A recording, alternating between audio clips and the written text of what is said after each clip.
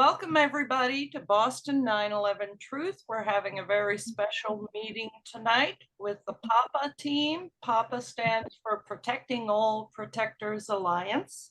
And they've all just returned to their various homelands from the Orlando NFPA conference, reaching out to firefighters from all over the country and then actually worldwide, but mostly in the USA, regarding Building 7 and the NIST report.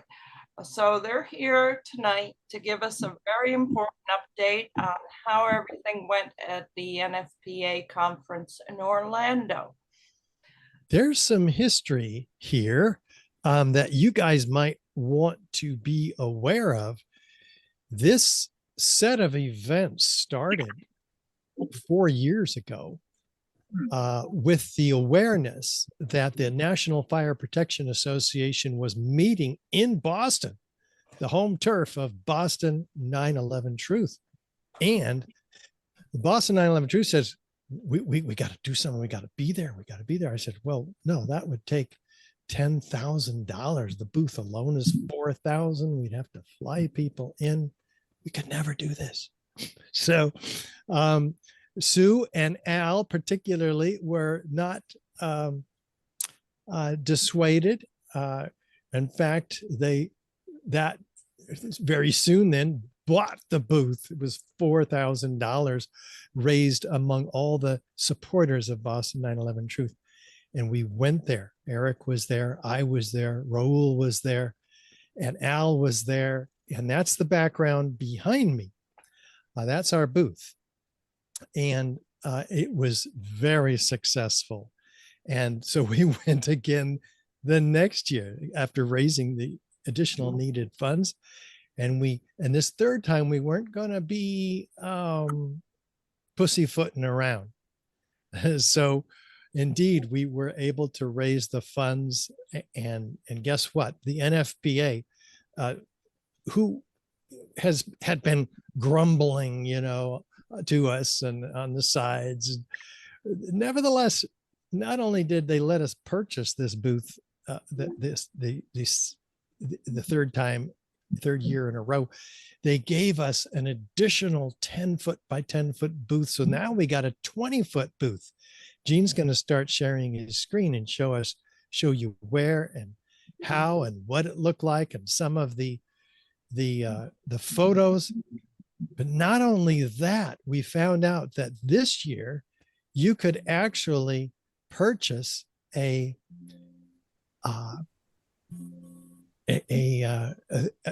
position in the theater on the expo floor for $1,000. And we say, oh, should we do that? I don't know if we can raise it again. Well, guess what? We did. So we're all very excited to show up, and the firefighters set it up because Gail and I were speaking at the Red Pill Expo. So we missed the first day. But these guys, you guys got to tell us what happened. Who wants to start? Well, I could start with a pretty interesting story. When we came in and set up our booth, we noticed we were right across from the International Fire Journal. I think that was it. Fire Safety Journal. And the gentleman was a bloke. He had an English accent, and we thought, oh, this is going to be good because when Paul shows, there's going to be some kindred spirit, and this is going to be fantastic. And sure enough, they did. They hit it off. It's fantastic. Raul was running a little bit late. When Raul shows up, we're all geeked about it. Raul walks up and, hey, Duncan, and they embrace each other. And we're like, this is just fantastic. And from that, Eric, if you want to share what happened from that. Yeah, it was one thing after another. It was almost like God, life, whatever you want to say, had a conspiracy going on to get us connected with the right people. So not only did he and Duncan hit it off, Duncan said, oh my God, we've got to do an article on this, and a 2-part article right away. And then later, it was a day or two later, there's another journal that's actually that Duncan used to work for, and it's it represents, I want to say 4 or 6 magazines, ones that I read as a firefighter, one's International Firefighter. So they have, between the two of them, they know each other, they like each other, they have huge audiences, and they are both begging Protecting All Protectors Alliance to do articles for them because they want to address this. They realize the need. And I think it was Raul said to him, he goes, well, this is going to be controversial. And Duncan was like, perfect. Lucky us. Wow. So here you can actually see this is Duncan's table, and he was right across from us. Well, yeah, there's our table straight ahead. It's to the right. The books, yeah, there you go on the right. Yep. Lower So right. he was looking at us the whole time, and fantastic. There are the 2 theaters. We were in theater 2, or those guys were in theater 2. It was just One guy who liked us from the NFPA said that our event right here was the most well attended of theater event on the expo floor the entire 3 days. Mm-hmm. So we had a half an hour to present, and all 4 of us presented. We started out with Raul Angulo, captain, former captain at the Seattle Fire Department, and Eric, tell us what he had to share. Well, Raul, to me, how would I say it? It's so perfectly orchestrated because Raul was given, and he doesn't play it up as much as we can for him. Since 1980, I just looked it up the other day. Since 1980, there had been 3 editions. Raul was given, and the first 3 editions of what's called Engine Company Fireground Operations. So it's a textbook written. It doesn't mean departments have to follow it, but it's the national standard. So he worked with NFPA in that, and he was invited to write the 4th edition. So the first author had written the 2 editions. There had been one other author, and then Raul was the 3rd author, basically, since 1980 to be given the honor of writing that, of all the fire officers in the United States. So that's huge. And Raul went into that a little bit, and he talked about Protecting All Protectors Alliance and how we had challenged him to relook at this, because what he added, which was great, was he added a high-rise firefighting chapter, which the other books had not had. So when he did that, he takes his job really seriously, always has, and so he said, if I'm writing this book, I've got to make sure it's accurate. And so when we challenged him, he's like, at this point, once he looked at the different Paul's documentary and looked at the Alaska report and everything else, he realized, no, this is crap, basically. And we have to bring this up. We've got to challenge the NFPA because if it's true that fire brought it down, which he doesn't believe it has either, then I have to change my entire book. Otherwise, I'm doing a massive disservice to the firefighters in the country. So he's, in a way, the perfect guy to bring this message that we have to look at this again, don't run from it. And what he and Paul are doing, I think, and Tony even too, and are challenging us, and it's landing in me more that we need to be more direct, like with NIST and everything else, and not just beat around the bush like, oh, maybe it was something else. No, it wasn't fire. It was something, it's this. And get more clear with that, because that will help the firefighters in this country realize that buildings don't collapse from fire. High rises don't, type 1. And that has been an impact. I know from firefighters I knew personally that our attitude changed after 9/11. And it's time to set the record straight, you could say, and Raul's all about that. Jean, can you show a picture of the standing room only again for the theater? Let's see. I think yes. Gene was Johnny on the spot the entire time. We had other volunteers too. Diana Castillo showed up. Gene, after the presentation, Gene's holding up DVDs, and we encouraged them to come and get a DVD and take one home. This is Calling Out Bravo 7, the most incredible documentary made of Building 7 by firefighters, for firefighters, and the filmmaker is with us in the car. I think for me, he's over there. And Paul also spoke. Tell us what you said, Paul, from during your presentation there. Okay, I'll try my best while I'm negotiating city traffic. Yeah, so I started off by basically setting the scene about how important and how valid the perspective of firefighters are in all of this, because over the last several years, I've shown the raw video of Seven coming down, and I made the point that I'd shown it to them without introducing historical context, so that it might be considered in isolation without any prejudice to the day.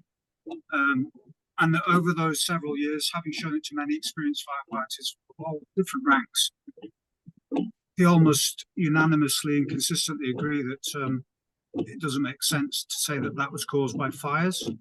I then went into doing a very brief and to the point breakdown of what the fires were in the building, how insignificant they really were in the context of the structure that they were in, and then just choosing my lanes right. And then talked about the water supply, because NIST were adamant that the reason the fires were a problem was because there was a lack of water supply to fight them, which was just nonsense. And the research in my film identifies how nonsensical that statement or claim is. So I went through that, and then I very quickly went into the I've gone the wrong way. Went into the free fall, and how the free fall is very, very significant, and one of the most important points to consider when looking at this from a practical point of view, really. Yeah, and then I handed over to Richard, who went on into Alaska study. So my job was quite easy, really, because the evidence is so bloody obvious and so easy to identify. It was just getting it all in the time frame in a way that you could do the evidence justice. So it was a fairly snappy presentation, but it still took me probably about 12 minutes to get through it all. Yeah. And apologies. Brilliant. Apologies. Say again? Brilliant. Brilliant and bloody obvious. I'm sorry, Yes. but it is. And the more time you spend pondering this information, the more bloody obvious it is. Yep. Yeah, And and like for Raoul everybody. said, Go ahead. Raoul said that when Paul speaks, the British accent adds 25 points to his IQ. So it kind of overwhelmed everybody there.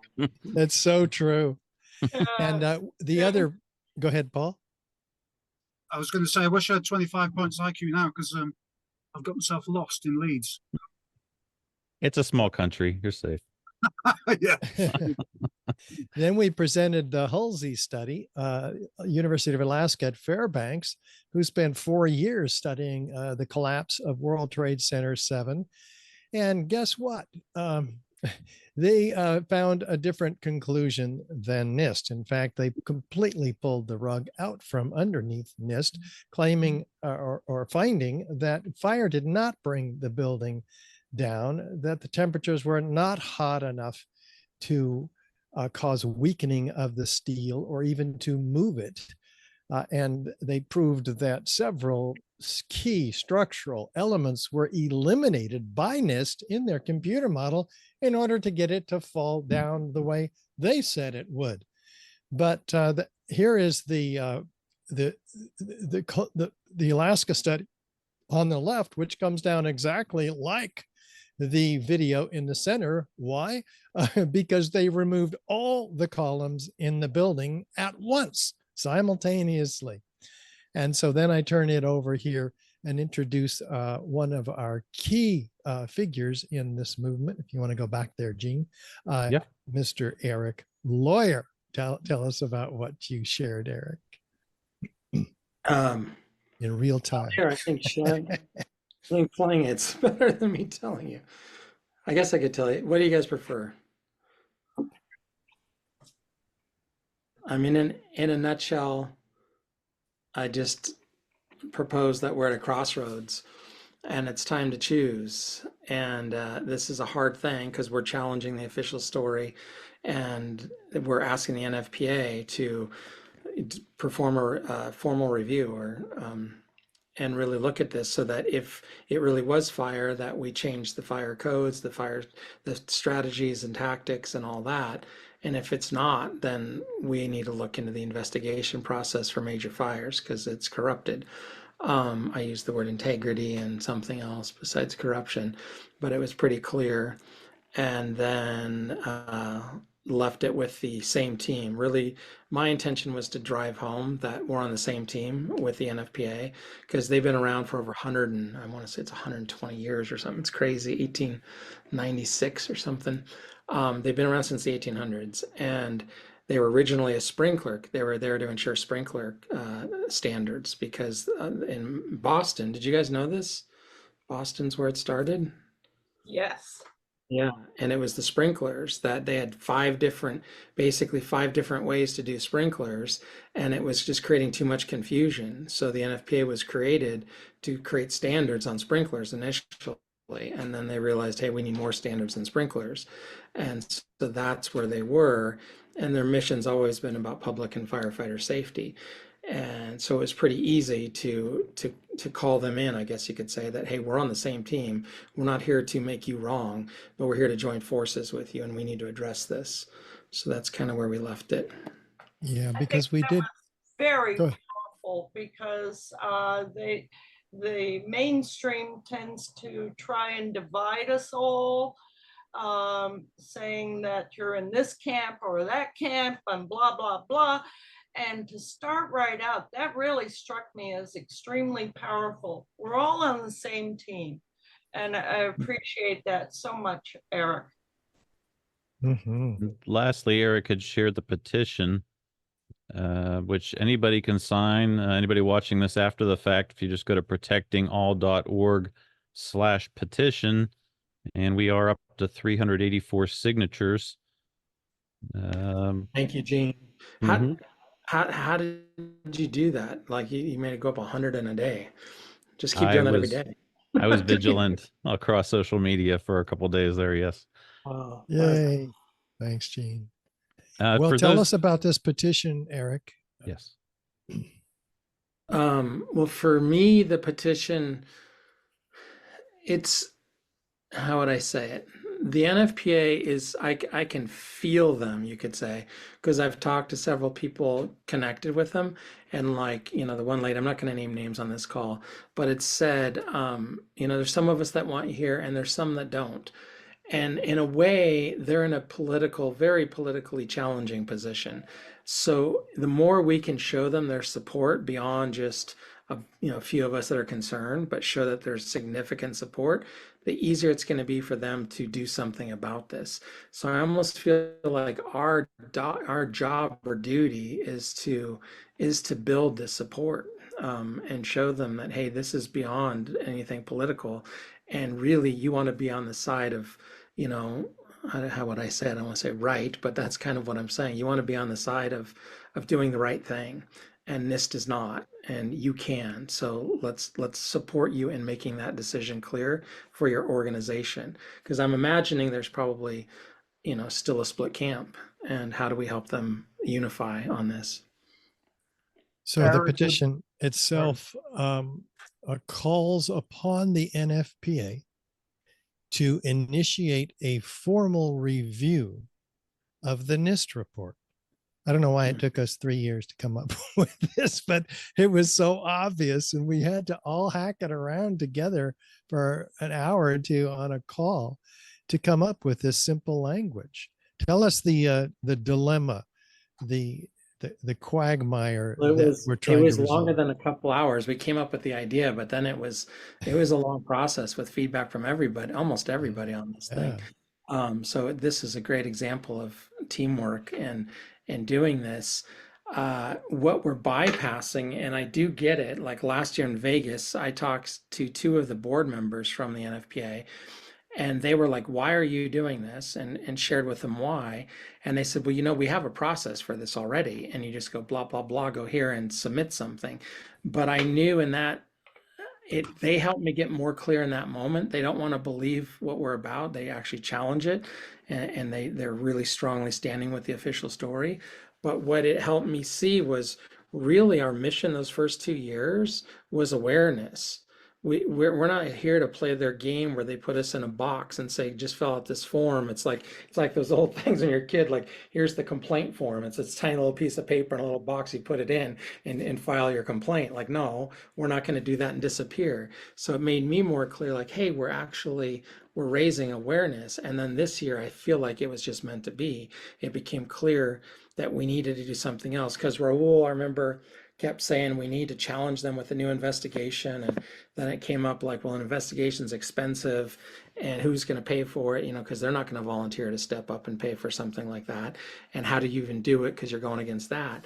So this just kind of organically unfolded. And I think it's a great approach. It's basically and respectfully requesting is the language we used, the National Fire Protection Association to formally review the collapse of this building, because their process is, what I learned, is when these investigations come out, they do look at the investigation and what codes need to be upgraded. So it's not, what I also learned was it's not just NFPA board members or people like that. It's an entire process with multi-stakeholder perspectives. So they're looking, from sprinkler companies, from firefighters, from different things. They're looking at all the different perspectives and going, what do we need to upgrade with building codes, with strategies and tactics and that kind of thing.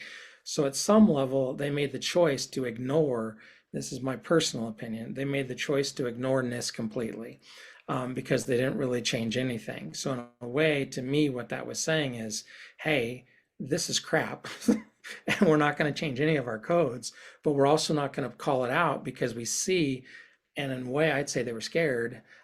This is really political and we don't want to challenge you officially. So we're just going to ignore it and pretend like it didn't happen. And what we're doing in a respectful way, but in a way they can't ignore, especially the more momentum we gain, we're bringing it to the public consciousness and saying, why wasn't this addressed in a way that changed something? So we do need to look at it. And our two options are, we go with it was fire, then all these codes need to change and strategies and tactics. And if it wasn't fire, we need to change our investigation process and look at that. Eric, were there any board members at the theater that you were in, and did you make any contact with them? Not that self-identified this time. The last 2 years, there were several that self-identified, but none this time. I didn't have. Did you, Richard or Gene? Did you see Gene Other than Paul? Joseph, no. Yeah, Joseph's just a coordinator. Joseph's not a board member. Right. Joseph's No. with But we were promotion. so delighted to have his support, his incredible emotional and mental support. He was very aware of the issue. He was the one who told us that our presentation in the theater was the most highly attended. So it was pretty cool to get that. What about the conversation with a couple of the key fire protection engineers? Without Are you naming. asking me? Are you asking me? I think so. Give me a nudge reminder of who we're talking about. Well, somebody- one gentleman was talking about diesel fuel fires, and another gentleman Oh, yeah. kind of said, "Yeah, we got a problem here." Well, there was a lot of interesting things, and I'm not going to name names. There was an FDNY captain that shared a lot, and he still wanted to hang on to the official story, but he softened, and we ended up as a team, so several of us talking to him, spending, I'd say, almost an hour with him, and so that was really interesting. But the one that got me the most, just to see the level of cognitive dissonance is the best way to put it, was our time in that presentation was so precise. They literally shut off the mic like I think 10 seconds or 20 seconds after you were done, Richard, saying where to pick things up and we'll answer questions at the booth. It was like, Mike, cut off, next one, go. So it was like, it couldn't have been more perfect. So we couldn't answer questions there. But when we went back to the booth, a guy followed me and he came back and he really wanted me to understand because he heard me say, if you listen to the end of my talk, I said, there was no physical evidence used. And I'm like, can you even begin to understand this? This is like, it makes like, this is so like unbelievable and horrendous for the first and only time ever, and they use no physical evidence. So he came back to the booth to tell me that NIST actually did use physical evidence and that they did determine this. And I was as respectful as I could be, but my brain was going, are you kidding me right now?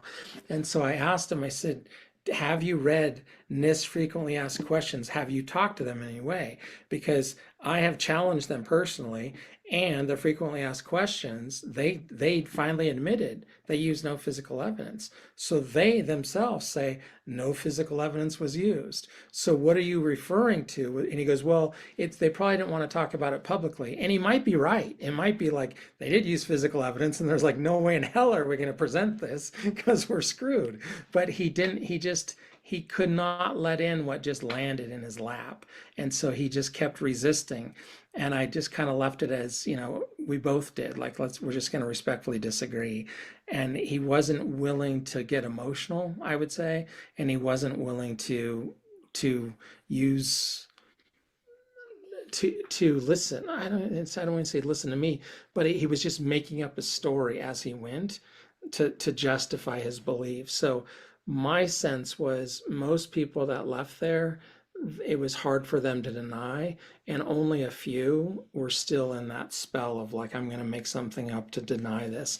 But my sense was watching the people crying and the different things happening was like something like it landed in a way, in a collective, in a bigger way than I've seen before. Tell us about Tony here, Eric. Tony here. Tony, like we talked about yesterday, Tony was really good at being softer with people. So as we shared yesterday, like Richard was the one that last day where we were really, doing the presentation, everything else, was the one hook on, and then you'd pass it off to me or someone else, and then I'd pass it off to someone else. So depending on if the person was just there to get information and they did want to sign it, they're already on our team, then we just do that. If they want to talk more, we talk more. But the ones that were really on the fence that weren't clear yet, that's where it really took the team using everything, the science mind and the emotional heart and everything else, and helping them see that. And so Tony was really good at just being softer with people. And right there, yeah, that was a great one. He was just really good at helping people see that, hey, this is hard and we're here, you can reach out, whatever. And I don't know how to say it, just Tony's got a way that just connects with people. We had two fire captains there. Tony was one of them from Kansas City. Everybody's retired now. But then Captain Raul Angulo, you see on the right there in the flowery shirt. How was his style? Paul, you had some conversations with people with Raul there. Call back. There you go. He's driving his daughter home. I didn't see if he came back yet. Yeah. So how was Raul's style there? Raul's style was there he is. There's great. That's his style right there, sitting down. I want to learn how to do more what he does. He would tune in, like he'd hear, because he let me be, before you got there, Richard, I was the torpedo or the dart, you could say, that would casually go up to people and, have you heard of this, or blah blah blah. Raul would kind of hang back and until he heard his name, and as soon as he heard his name, then he'd come walking up. And what he's so good at is being so real and funny at the same time. So he would just kind of tune into, what does this person need? Something more serious and who I am, with writing the textbook, or do they need something funny? And one of the things that was different this year than the other years was Raul's, he's fluent in Spanish and he's Mexican. And it's not his primary language, though. I asked him because he's so good at it. I'm like, is this your primary language? He said no. But there were a lot of firefighters and fire protection people from Mexico, Colombia, several countries that were Spanish speaking. So he even did an interview with Diana in Spanish, which is the first one he said he's done over anything like this. So he's opening I'd say he's opening the international borders of getting it in a multiple language or a different language. So it was great. And there's his he did book, well. Engine Company Fireground Operations. He's working on the other half of firefighting, which is ladder company fireground operations. He's the author of the NFPA sponsored book on the subject. It's a textbook. He says it's got to be accurate. If it's, I got to be able to trust NIST. And yet the Halsey study, as well as a lot of the other evidence, completely pulls the rug out from underneath NIST. So Raul was invited by these two separate publishers who had booths at the event to write a series of articles. So we've got a series of articles each in two different the major magazines of this industry. So we can't top.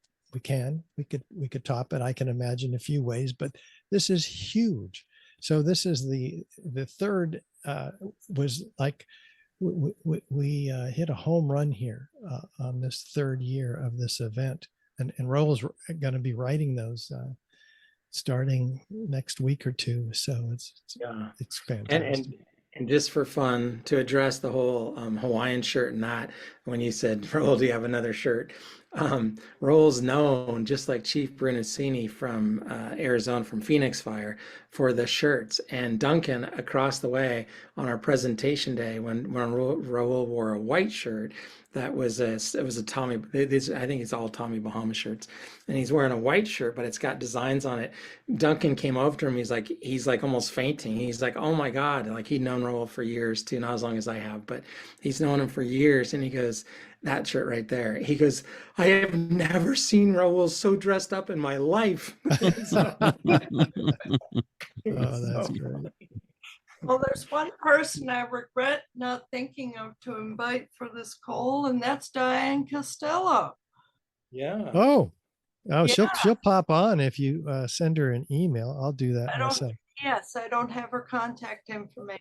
Thank you. I'll do that. And Diane came and volunteered for a couple of days with us. And also Gene, I mentioned, but behind the scenes, the people who gathered all the stuff that we had to purchase, the tables, the tablecloths, the rugs, everything, the banners.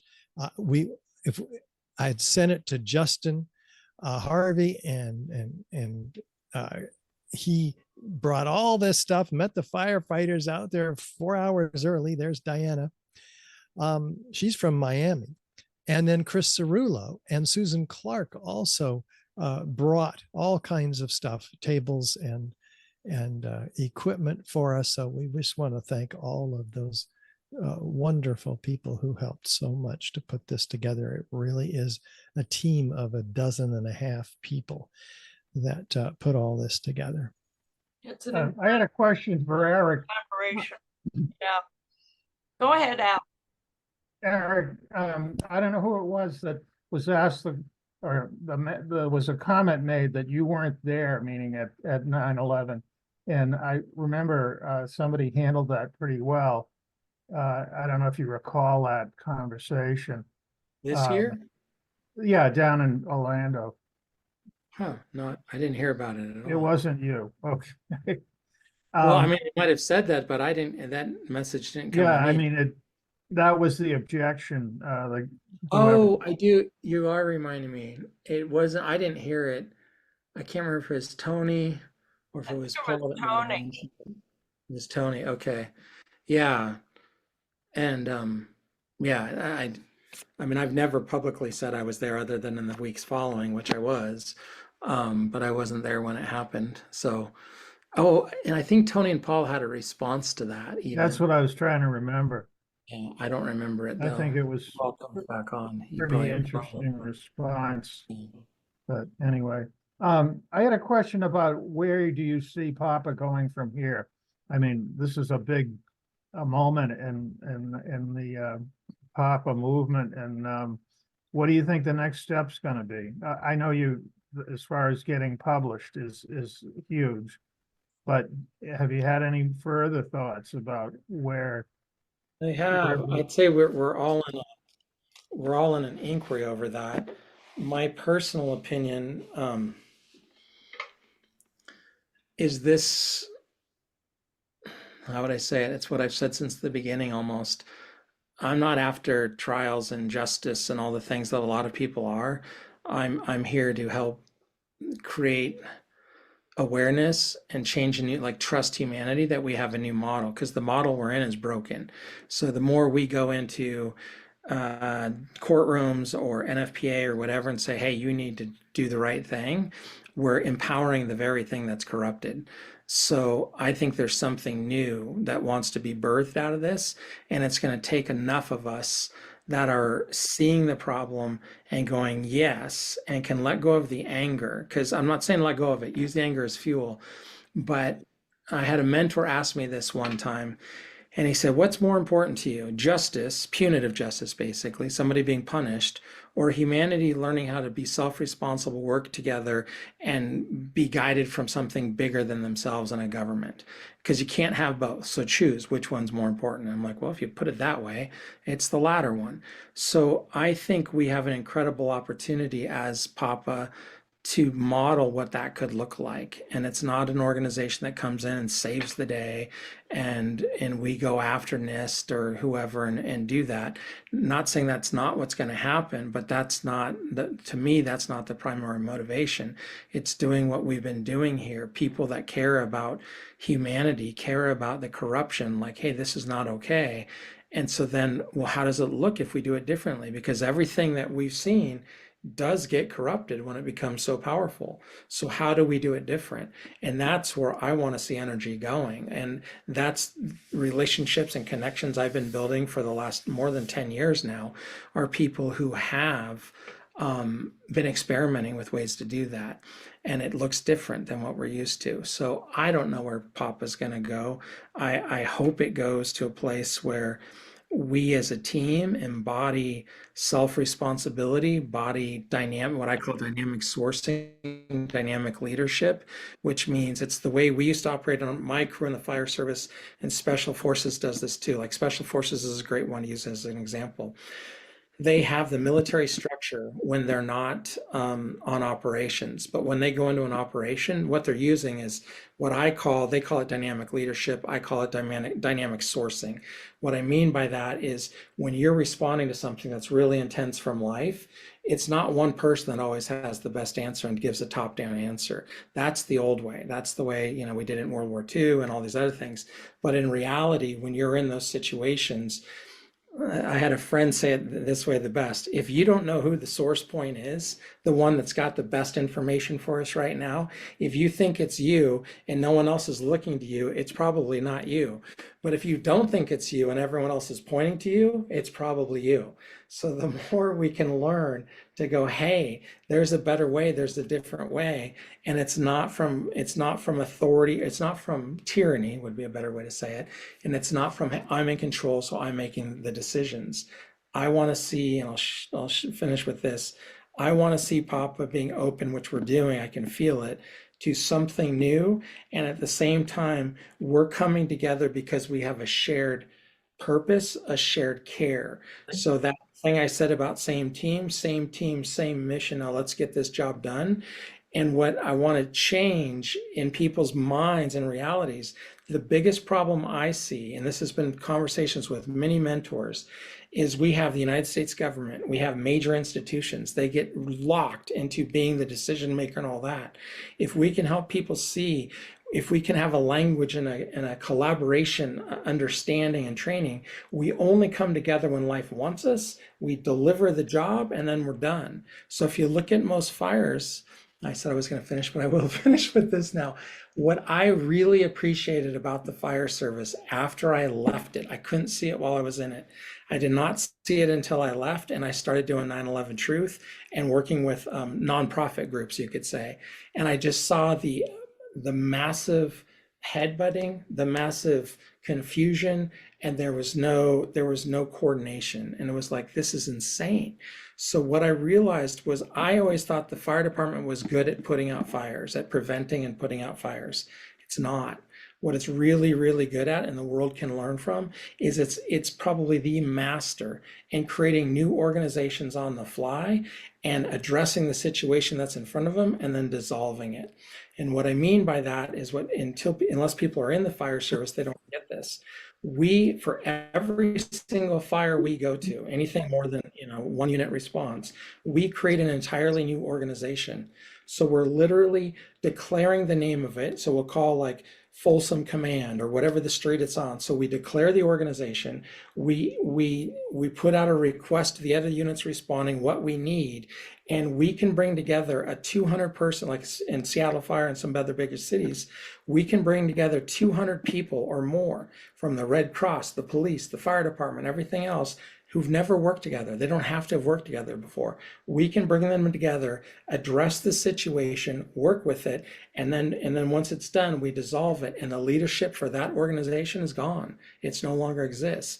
If humanity could start doing that, and this is what I meant, John, when you sent that email and I wanted to respond to it, I am not talking about debates.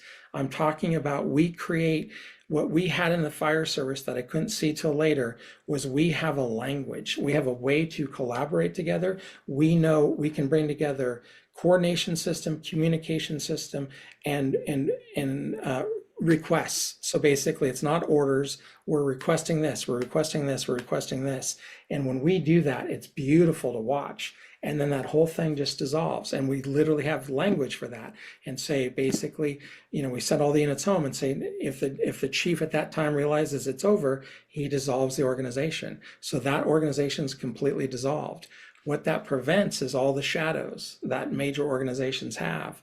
So it's like, that's where I'd love to see Papa, and not on a big scale, but just practice with this. Like let's not try to control it, but let's invite people in who are willing to be on the same team, the same mission, and can align and not bring in their own purpose and their own trying to take the energy, because that's the challenge. If someone's like, I've been 20 years in 9/11 Truth, and I think we need to go this direction, that destroys the whole thing. So we've got to get really clear as a team, what's our most pure purpose? And then when we achieve it, we're done. And that's hard for people to let go. Like, the organization's done when we complete our mission, but what is our mission? That's what we're still figuring out. So that was a long spiel, but that's where I'm at. Thanks, Al. That was great, Eric. So Diana Costello has just joined us. I wanted to welcome her.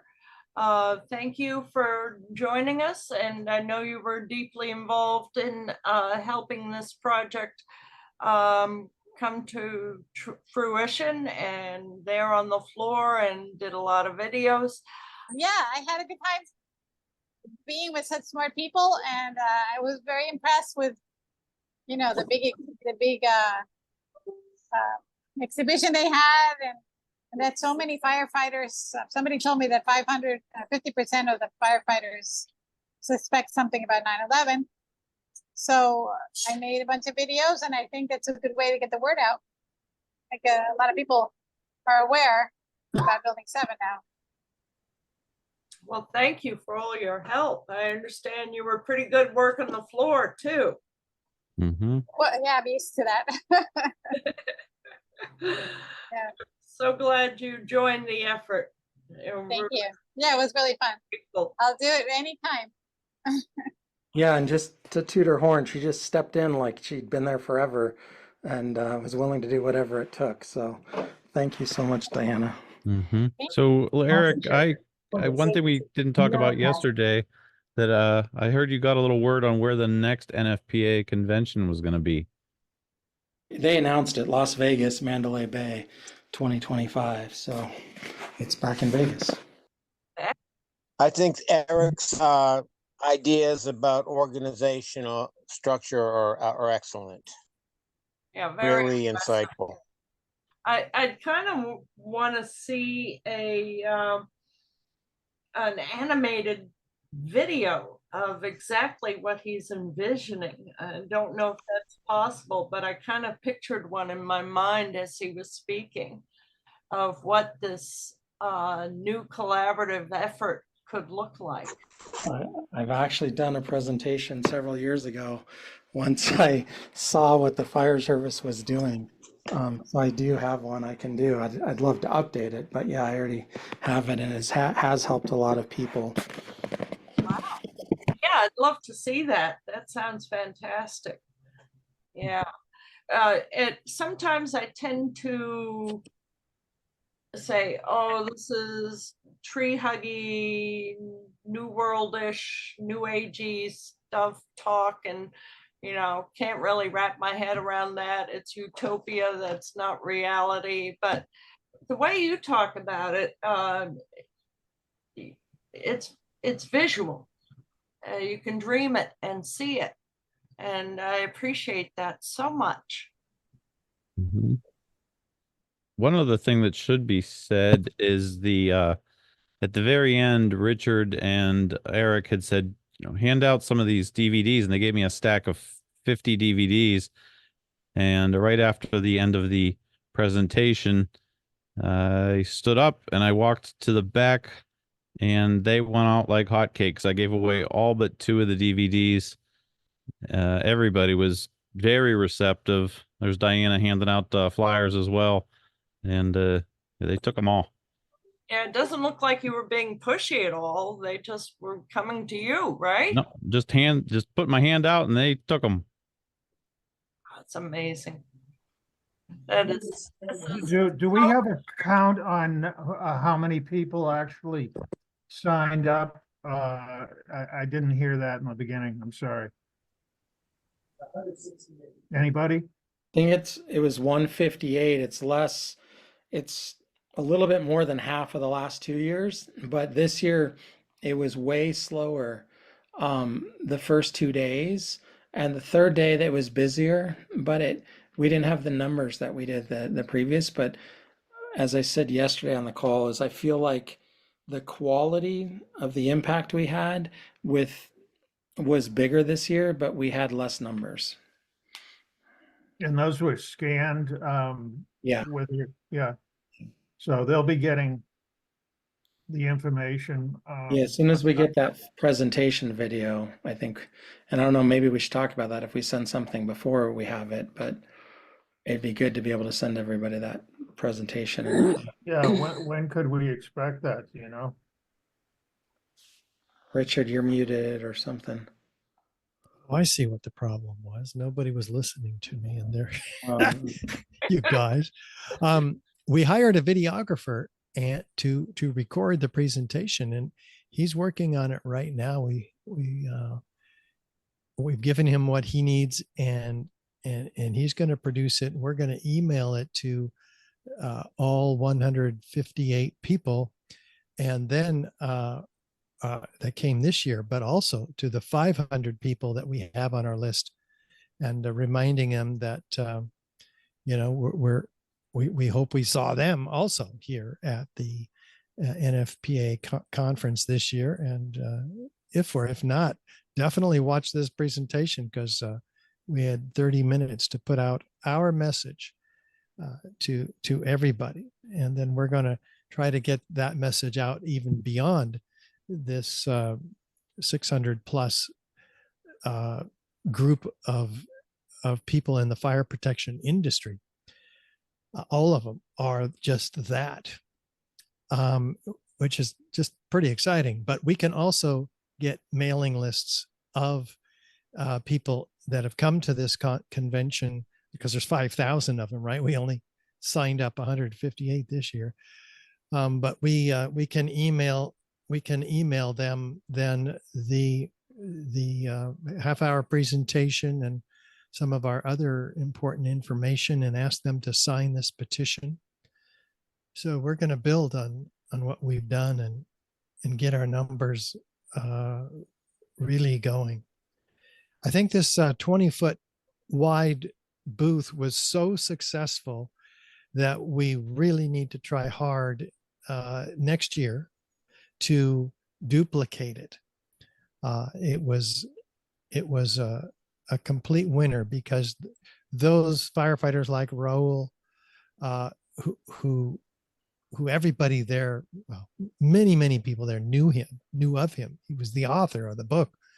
Next year, 20-foot booth. Yeah. So it was all together well more than $15,000. Even though they gave us, and that's with them giving us the second 20-foot, 10-foot by 10-foot. Chris, you had a question. Yeah, question. When Eric or Richard or both of you, when people were resistant and to kind of the obviousness of your stance, what were the rationales, or what were the defenses that you found yourself having to try to break through? People have a way of saying, "Oh, yeah, yes, but," and here's why you're wrong. And what did you have to kind of push against or push through? I noticed that some people were afraid. They were like, they know, but they don't want to hear it. They just said, yeah, no, but they want to get away as possible because they're afraid of, getting their job implicated or something. In terms of percentages, what I found is that half of them didn't know about 7 and were very interested. And we signed all of those types up. I'd say another 20% said no thanks, just kept walking by. And even after I showed them building 7, sometimes if I was able to get them to stop, I'd say, okay. And when I'd ask them if they'd like to learn more, is all we asked really, and be a fly on the wall between this conversation between NIST and the NFPA. Some of them, maybe 20% would say, no, I'm good. And they would keep going. I would call that resistance, but I just let them go. I didn't take that on. Go ahead. Yeah, I would say the ones that had a reason why, to me, it was almost always something that NIST or, the public media had said at some point. So it was diesel fueled things. It wasn't enough water. It was all the things we've heard. So they were just parroting what they've been told. And part of the reason when I just saw that last picture, I realized the numbers I think were a little bit lower too, because I was holding, and me and others were too, was what NFPA asked was not to keep pressing people. So if they were a no, it was just a clear okay, and just left it at that, versus where before, like the last 2 years, I think we stayed on them more. But I think it's fine just to be softer with them, because they, Yeah, I was getting cocky last year. I ran one guy down about 40 feet away from the booth. Turns out he was an NFPA guy, and we got a call, Eric and I, that we had to attend to. He said, "Don't do that again. Stay in your booth." Now, Did we stay in our booth, Eric? Way better than the previous years. Yeah. It didn't stop Richard from yelling down the corridor, "Did you know about the third worst structural fire?" And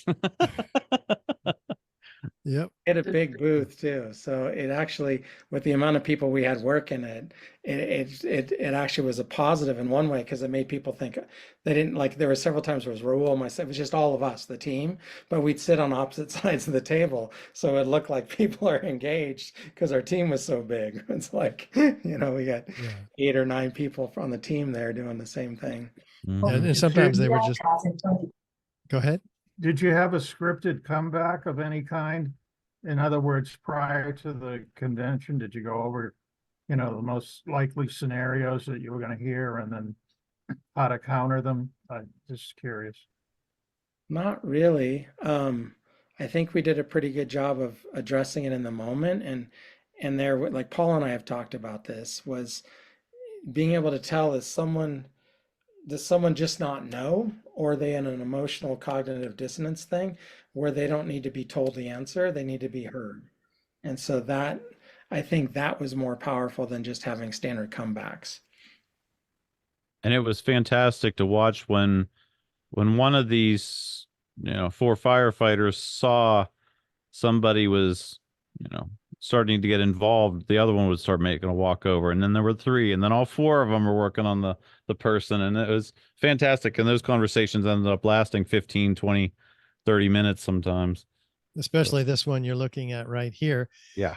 And Tony is here, just joined us. And also Paul is back, or was, and where'd he go? I'm here. Oh, there's Paul. And I'm so here as well. we're showing just- you guys on the screen. I don't know if you can see, but we're tell us what's going on here, and the question that we're trying to answer is, how did we address the resistance that we were met with? Do you want to go first, Tony? I need to find somewhere to pull over a bit better. You there, Tony? I am here. I'm in the back of an Uber. I'm sorry, I've been rushing to get on the phone call, but I'm trying to remember his name. He was a captain. We say first names? We're not going names with these guys, just in public. Yeah, thank you. So he's with the FDNY, or was. Yeah, he was a captain with the FDNY at the time, and now a battalion chief. He just retired, and he was rather emotional, as you can imagine, but also inquisitive, and inquisitive enough to have a very, very, very long conversation with all of us. And as you'll see in some of these photos that all, whoops, went the wrong way. He stuck around for a good half an hour. Yeah, it was. Yeah. Here he was. As I go back through and I pan over, you'll see him still over in the corner, still talking to these guys. Mm-hmm. One of the interesting gentleman.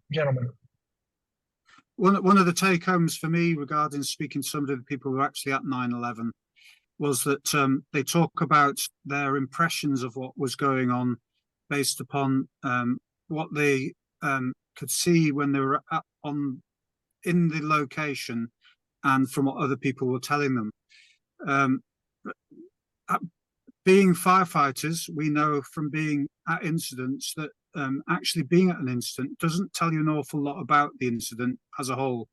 You get glimpses of certain aspects of it, and you will hear things from other people which will add to your impression of what's going on, but they aren't necessarily accurate. You're just basically getting snapshots from different perspectives, from different angles, and you will later go back from an incident. The more complicated the incident is, the more relevant this is, and you will find out that things weren't as you originally thought based upon your restricted viewpoints. Now, talking to some of the people who were at 9/11 at the NFPA, and I don't mean to dismiss their experience and what they saw, but they don't match up with the whole picture when it's all considered from a evidential standpoint later on, when it's all pieced together like a jigsaw puzzle.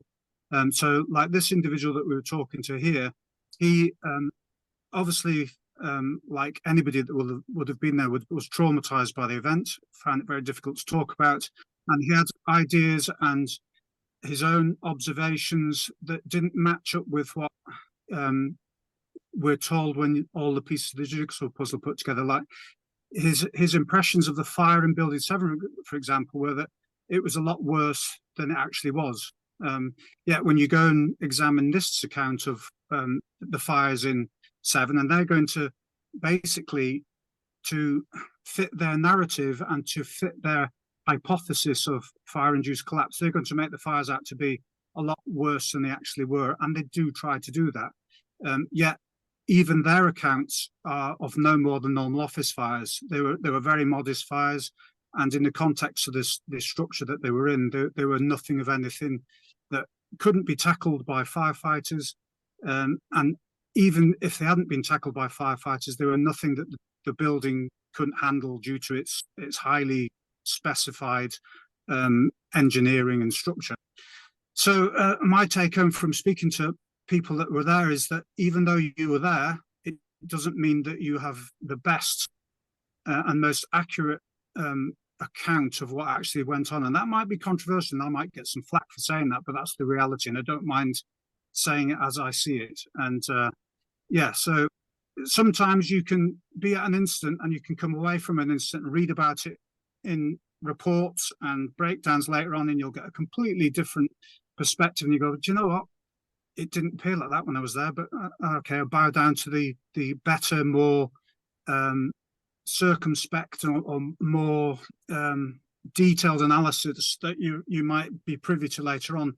A simple example could be you go to a car accident, and you'll think that a car was traveling in a certain direction and it's hit another car that was also traveling in a certain direction. And you'll come back and you'll find out from an investigation that, based upon the data and the evidence, that you completely got it wrong. But what you saw, it seemed to make sense at the time. So it's not always an accurate analysis based upon what you see from snapshots, what you see when you're at an incident. If you're too close to the coalface, sometimes you can't make a proper and finite analysis that's accurate and dependable, if that makes sense. Does trauma play into this, do you think? Absolutely, yeah. And sometimes when you go, and one of the main reasons that Building 7 wasn't tackled probably will be due to trauma.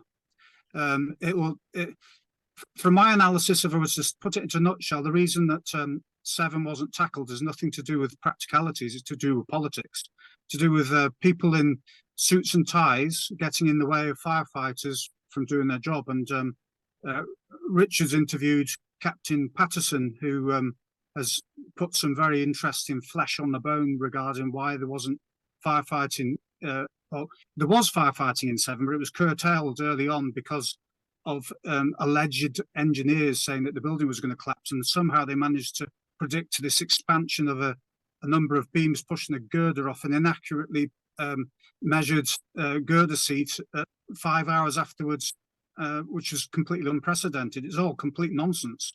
I don't know if you want to add to that, Richard, what Captain Patterson told you from his interview with you about why they didn't go into 7 and fight the fires. Well, they were told that the building was going to come down on its own. They were told that an engineer had placed a transit on the side of the building and that there was a bulge. So they were concerned that it was going to come down. They were told not to go in and fight the fires. These were few, small, and scattered fires in this building. And as you know, no steel frame fire protected structures ever collapsed due to fire, especially these fires. And so we contrasted those with many other buildings, of course, on the billboard there. This is Captain Patterson, who had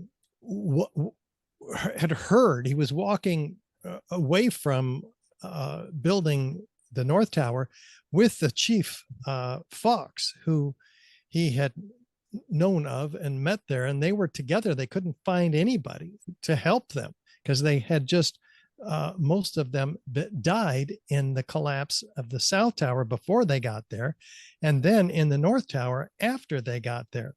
So they're walking toward Building 7, which was on fire, and this gentleman walked by, not a gentleman, but some kind of contractor, looked like, and he said, that building will be coming down in about 5 p.m. And Chief Fox and Patterson look at each other and they, WTF. They walk over to the building and they are interrupted from entering the building by a pair of military clad individuals, gray khakis, they described them, and long rifles and sunglasses, and who closed ranks upon their entry toward the building, and then said to these firefighters, this building's been secured, preventing them from getting any closer. Whereupon Captain Patterson saw over their shoulder the warden, the fire warden, meaning one of the occupants of the building who was designated as a as a fire in a problem, and says everybody's out, something like that. This is Captain Patterson as an activist 3 years ago, and Gene had run into him. Did you take this video, Gene? Yes, he was actually carrying a little tag that said, "Did you know about World Trade Center 7?" Very outspoken, was not afraid to. He didn't shy away from anything. No, there's nothing shy about this gentleman. He is really pissed off. He had been lied to. His brothers had been killed in the building. Oh, there's Catherine Waters. Building 7. He just walks around with the sign. And Les Jameson. We filmed him also for the upcoming film 9/11 Crime Scene to Courtroom, where we're bringing his testimony and that of a couple of dozen others before a special grand jury. And so we're working on that film now. But yeah, the story, there's so many stories. Another story if on that page is actually go down that one. Yeah, Patrick Dillon. He is a first responder who descended into the pile of the Twin Towers, finding down there molten metal flowing, and we didn't know about this until a couple of years ago. So he's telling his story of after that experience, being told to go into building 7, that building right there. There's guys in there, get some rest. So while he's in there with others trying to clear out their lungs and get their bearings again, this group they're in the lobby of building 7. This group of 3 battalion chiefs come in, trailed by 2 more differently clad paramilitary guys with black and black ski masks on, with Uzis rather than long rifles, which were in all likelihood AR-15s or M16s. So he and Captain Patterson corroborated the story. Yes, independently. They didn't even know each other. That's right. And so he is being told by the battalion chiefs, get out of here. They're going to pull the building. Well, that is the only other example of the use of the word pull that I've come across relative to this day. So they all had to get up and leave. And as he's walking further north, he turns around and he's with others, and he feels rumbling in the ground, and he then sees the building come down. And Patterson also heard explosions, concussive blasts, as he termed it, immediately before the building came down. Richard, was this after Brian Jennings had been in the building or prior to? Barry Jennings was in the building Jennings, about sorry. 9:30 that morning. This was much later. Much later. I think I've got a timeline, but I don't remember. It's about noon or so. Maybe late. Oh, excuse me. The building came down at 5. So it was in the afternoon that they were kicked out of the building. And I don't know if there was how much of a time lag there was between the time they got kicked out and the building, hearing the explosions and seeing the building come down. Yeah, I want to. Oh, go ahead, Eric. I was going to add to what Paul and Richard have said, but Paul, when he first brought it up, he's right. And how would I say it? There's an individual memory of a major incident or fire and a collective memory. So I can't remember I think it was a fire officer or whatever who ordered the testimonies of some of the firefighters from 9/11 to talk about the explosions and everything else, because they weren't doing it as part of the FEMA report or anything. And I believe the words he used was like, it's the memory hole, because if it doesn't get recorded, then the collective memory changes everything. And I had been on enough fires when I first started. We didn't do this as often. And it's what Paul's talking about. We would just have our individual and then our company stories about what happened. But if we were to talk to another company that was at the same fire, it was almost like it was a different response. Like, what are you even talking about? It's not even the same thing. And so Seattle, back in, I want to say it was the early 2000s, really started hammering what we call post-fire analysis. And so they bring the battalion, whoever responded to those fires, together so that we'd sit in a room together and we'd each be given the time to share our perspective so that together we could get a whole picture, because only then could we really learn from what happened and make upgrades as needed. And so a lot of times misunderstandings between crews, these guys screwed up, they didn't do this, or blah, blah, blah, or this happened. Then you'd hear their perspective on why they did what they did. And you're like, oh my God, I never even thought of that. So it really helped us. And and Paul was talking about the guy that was at the presentation this year, and what I'll say is I've had to be humbled time and time again, like we all are, but me especially, I want to say, in a lot of ways, because I fought my lieutenant on the first day when he said, this is suspicious. He didn't trust what had happened. He's like, these didn't come down from fires. And I told him to leave the country. And the thing I would use was, because I went out to 9/11 in the weeks following, I used the fact that I was there even after it happened to say, I know better than you. So that's what's happening with a lot of these firefighters that were there. Not right or wrong, but in a way I felt it. I was justified. I saw the damage. You did not. You saw it on the news. So that's what we're dealing with too. And that's why I think the way, Paul and Roland and all them handled this guy, not handled, but worked with him that day on Wednesday or whatever day it was, Tuesday or Wednesday, was beautiful, because it was giving him the space to say, I do know what happened because I was there. But at the same time, Paul kept challenging him softly, like, and this, and this, and this. And that's what we're dealing with as a country, because the country's looking to the FDNY guys to go, hey, they knew they were there.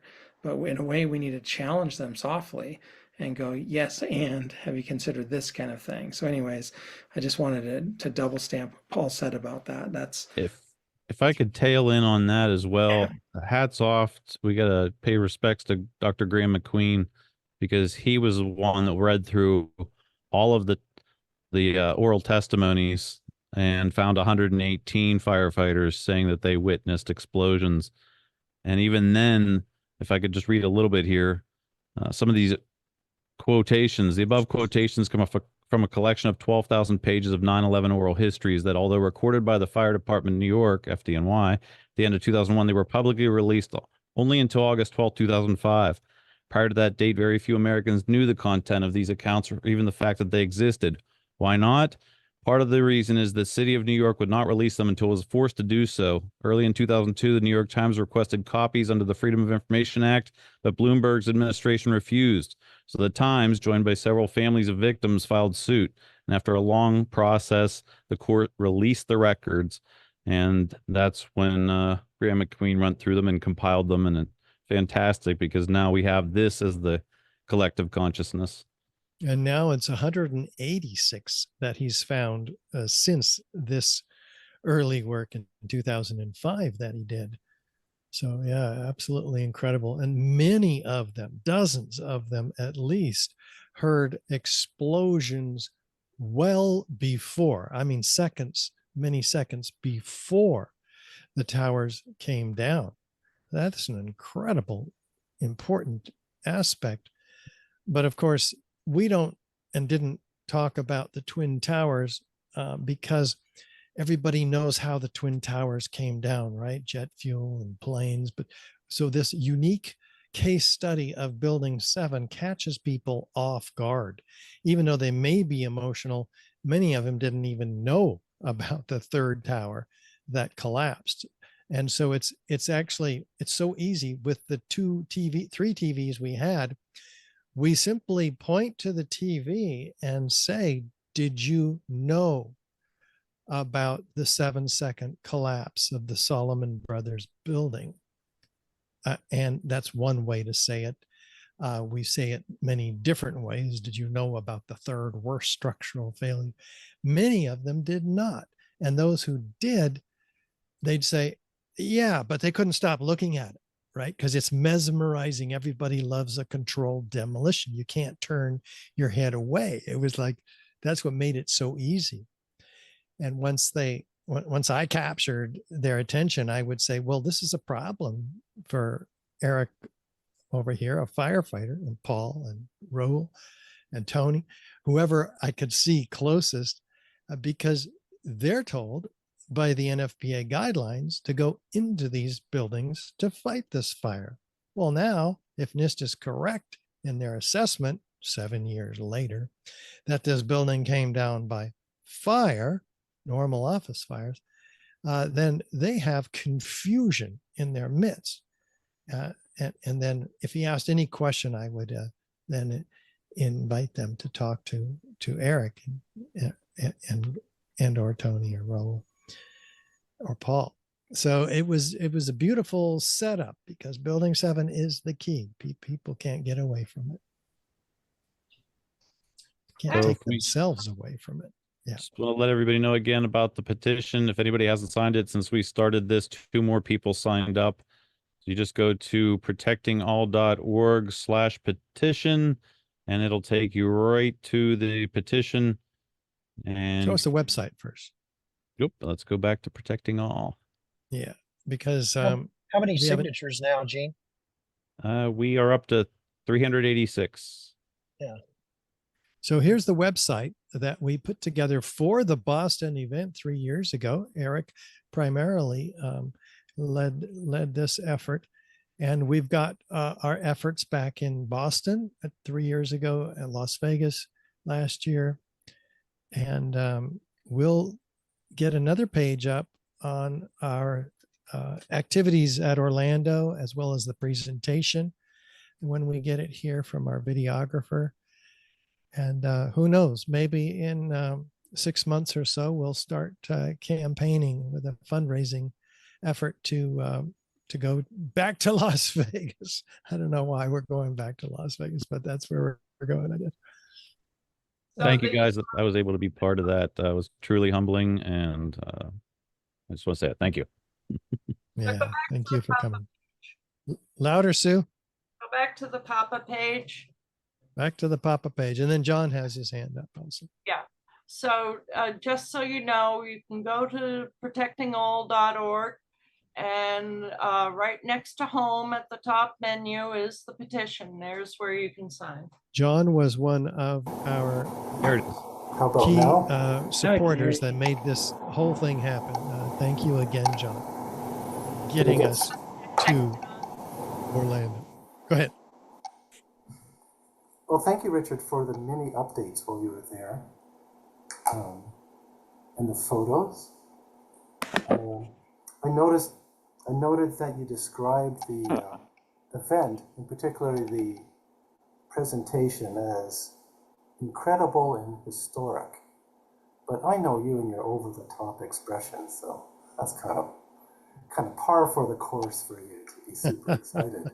But it's when Sue said that this is the most, with big emphasis on most, but successful 9/11 truth action ever to date in history.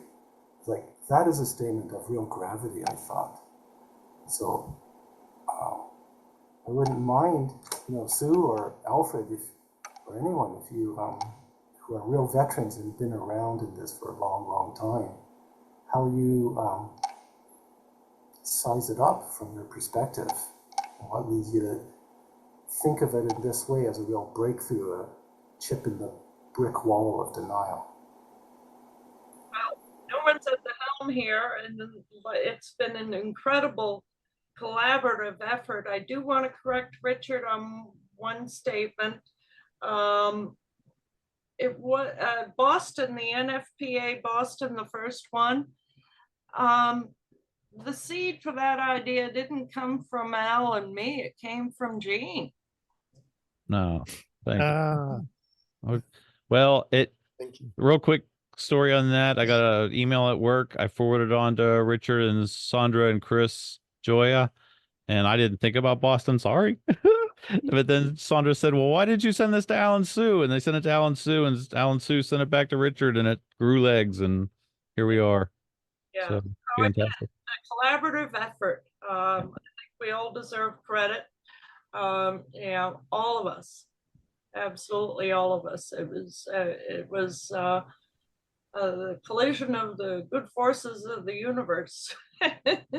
And when we got to Boston, there was one wonderful lady there named Jane Milliken, who hosted all of us in her house. Thank you so much, Jane. That made it possible, and so good to see you.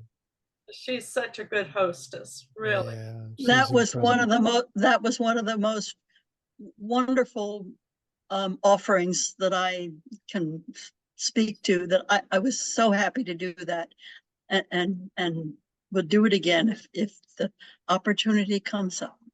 Yeah, if Well, you I move to can- Vegas, you can have us over at your house in Vegas. I can That's where vouch it's going to for be next year. We learned. Oh, I can vouch for Jane. She was the most amazing host I've ever had the privilege of staying with, and I still feel like your place is home, Jane. oh, Yes, always. very thank much you. so. You're welcome. And really, I just really quick wanted also to not forget John and Beth Hargrove, because they're the reason we did not have to spend a lot of money on lodging for everybody. And the place they provided for us was amazing. I mean, it was Yeah. like high class, very nice. We had And I 4 know condos. they spent quite a bit of their own money on it too. Yes, John and Beth, thank you guys so much. We made Yeah. us, there it is. There's the special home for these rogue firefighters who had so much fun and worked so hard. I can tell you, they work hard, and I can assure you they play hard too. Get Paul's face. That's classic. Yeah. So And so that you can see how expensive it would have been. It would have been 20 grand if we had to also secure accommodations in addition to all these other expenses, flights and all kinds of things we had to secure and take care of, and liability insurance. You have to buy a rug. They'll give you the booth, but you got to rent a rug for $500 to 10 by 10 rug to put down. So no, we had Gail thumbing through Orlando looking at Home Depot. We got a rug for $50 and then a second one. So we can save a lot of money, but still it's so expensive. It was sticker shock for me. Yeah. Yeah, the electricity. What was it? $300 What? for an extension cord or something ridiculous? Well, $300 for Oh, you froze. or electricity just to be able to plug in our lights, and that was times And 2. we had to pay for electricity for the other 10 by 10 that they gave us too. Yep. That was not free. No. And liability insurance in case the firefighters acted up. Yep. Again. Again. So the petition signers, are they going to be on the contact list for updates as well, or no? Yeah, Eric had an insight awareness about that over at change.org. Eric, do we have access to contact them? Yeah, we can give them updates, but we can't get their email. So I think what my sense was as soon as we have this presentation, give everybody the update. And then the big thing is Change makes it looks like the money's being donated to us, but it's being donated to them. So I've seen some bigger campaigns that make it really clear in their updates that if they want to contribute directly to the campaign, this is how they do it. Okay. Now, Ross is here. Ross has been an activist, a 9/11 activist in New York forever. He has a huge skateboard and all kinds of signs and shoes that with signs on them. He's a structural engineer and an electrical lighting designer. You haven't said anything yet, Ross. We want to make sure that you have an opportunity to ask a question or make a comment. And it's great to see you here. Yeah, thanks, Richard, for acknowledging I'm here. And no, I just wanted to, I've been listening over the years to a lot of the different activism. It's gone on around New York City, centered around New York City, and go down to Ground Zero every anniversary.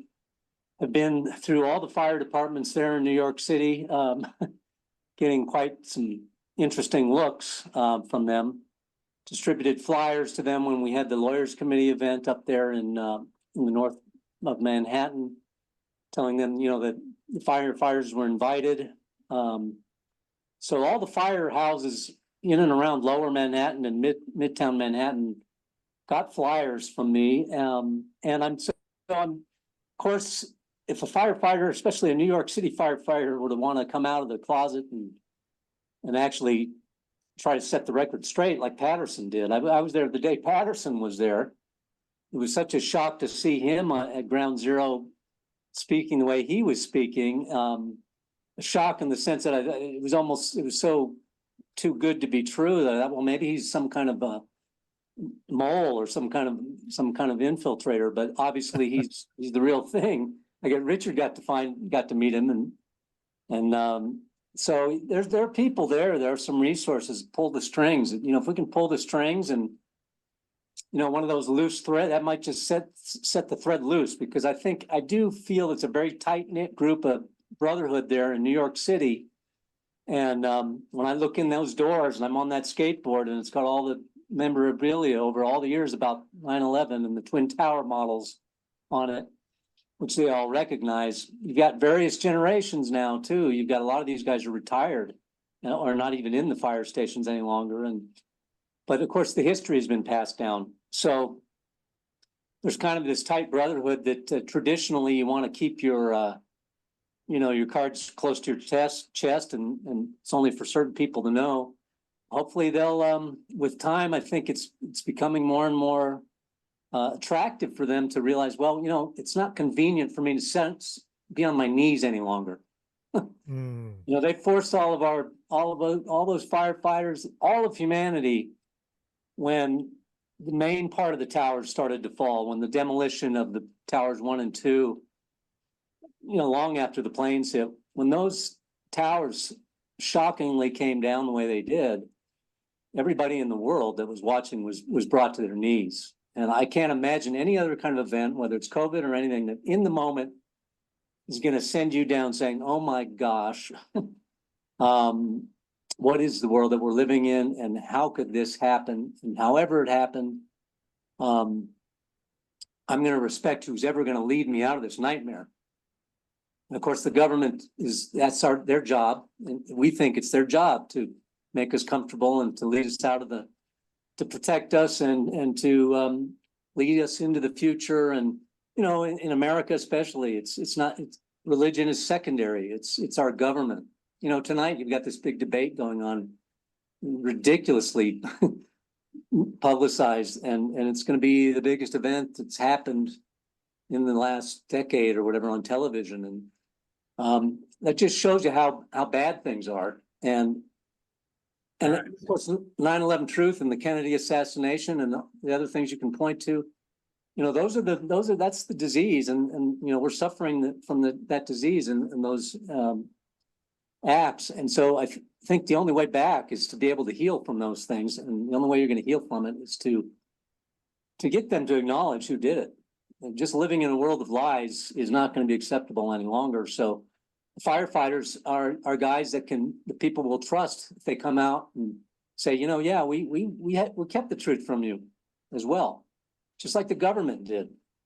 So I don't know who's in the government, if it's going to be a firefighter or a politician or an architect, it's, you know, registered architect, or a lawyer or a judge.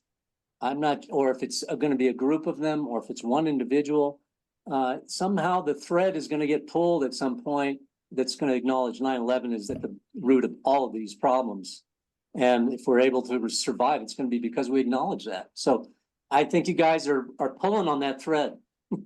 And you've been doing it in all those conventions, and people realize it. I mean, they definitely, you know, when you get the looks and they run away and all that, they don't forget. I mean, this is, you know, it's deeply ingrained. We all were put on our knees, and Pretty soon though, when the economy gets rough enough and when things just get too crazy for people, too many wars, too much dysfunction, people are gonna say, look, I can't stay on my knees any longer. I mean, I've been on my knees since September 11th. Then COVID brought all the liberals back down on their knees. Some people get up off and then they get back down on. But September 11th, most people never got off their knees. It was like, whatever the government says here, especially if they get, they're going to be challenged by somebody, and if the media doesn't acknowledge it, or if they say the people that challenge it are not legitimate, that's just not going to hold up any longer. When you see it all crumbling around you, and you say, look, I just decided I was going to stay on my knees and believe their science. And at some point, they're just going to have to say, I think I better stand up. I'll tell you somebody else who stood up, Ross, and that is your counterpart in Boston, Lawrence Fine, who took it upon himself to help out and educate the firefighters. Lawrence, tell us about your activities up there in Boston. We have the Massachusetts Firefighting Academy, the Department of Fire Services. I've shared PAPA literature. I approached all the fire departments in my local, around Hudson, Bolton, Stowe, Maynard. Pretty much the week after Chris Joya came out with this mutual request for mutual aid. So I've been pushing, sharing information pretty much since it's become available from fire personnel. Chris and Papa is it's just great to see what's happened this third year, and I'm looking forward to passing out, standing at the Department of Fire Services as classes start, or let out in the afternoon and handing out information, a flyer that Gene will be producing. So as soon as that's ready, that will get shared with both my local departments and the Department of Fire Services in Massachusetts. Oh, fantastic. Yeah. And Gene, show us that flyer if you can. It's going to all of these firefighters in the Boston area. You guys are amazing. I just want to add that I'd like to add that I will be adding a link to these conversations, the one that Gene had on the War Room last week, and this one here. So, I mean, Gene doesn't have to add these links, the links to Boston911 or to his to the Papa site, but I will. I mean, it's just what goes on behind the scenes. The whole human aspect of what this is all about, how it was formed, how it was conceived of, and how it's developed. I think it'd be fascinating for these people to just see how human everybody involved is. Mm. And this is the actual flyer card that we handed out to everybody we saw. So they had something to take home with them. They had a way to get back to the website. They got our mission. They got the NIST problem, the NFPA opportunity, and they were grabbing them. Yeah, that's what I handed out as soon as Gene printed it. Or as soon as he produced it, I printed up a bunch and shared them in the area here. Yeah.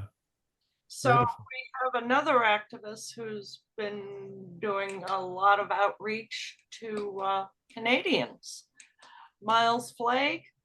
He handed out 21 flyers to different 20 fire departments. Where? Calgary? Yes. Yeah. This is a guy who's going through chemo. Yeah. And nevertheless, he's out there, on his last breath, trying to wake up the world and the firefighters to 911. Miles, we appreciate you so much. Yeah. Do be careful with your health. Miles here. I was just talking to Paul about him today. Is he here or no? No, I think he's in the hospital right now. I'm not sure, but he was scheduled for a blood transfusion or transplant, I think. He was stem cells transplant. Yeah. Stem cells, right, for the leukemia. So he's had his uphill battles, but that doesn't keep him down. Just an amazing individual. Just want to share that the FDNY firefighters, they aren't speaking out in New York, but they are receptive. Been there the last 7 years of Ground Zero and a Bullhorn. And I had a time when 2 or 3 ladder trucks came by me and turned right in front of my truck at the corner of Vesey and what is that, Church and Vesey. And you can't see it in this one picture. They went by and I put up the peace sign, and the gentleman in the back put up the peace sign back at me. And they read my signs the whole way down the street. So they know.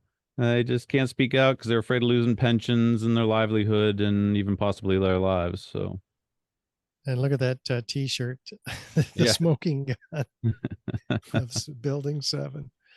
Right on. King of the memes. Yeah. I want to give a special shout out to you for going to Orlando, but also just being on the ready all the time. I mean, thank you for joining this call, because if I had to fumble around and look for any pictures, I'd be fumbling around till 8:30. thank you for that. I want to thank Sandra, because without her, I wouldn't have gone.